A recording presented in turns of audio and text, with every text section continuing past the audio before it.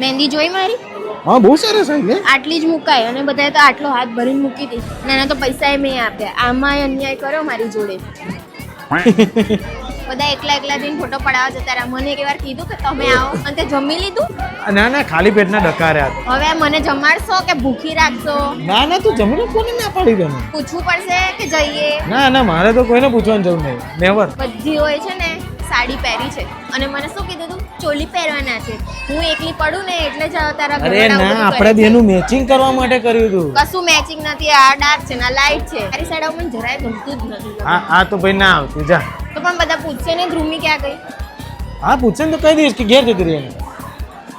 સારું હવે આવીશ. આટલી ફોર્સ કરે તો પછી તારી ઇન્સલ્ટ ના થાય મારી લીધે. હા એ થાય ને. જમી લેવું છે પછી ઘરે જઈને જમવું. ના જમી લે ચાલ. હા તો ચાલ ચાલ. જો બધી ખૂણામાં જઈને ખાય છે. મને એક વાર કોઈ પૂછ્યું કે ચલો ભાભી તો તને ને એને ક્યાં ભેગું થાય છે બાય ધ વે? પૂછે તો કઈ તકલીફ ના પડે એમને. હા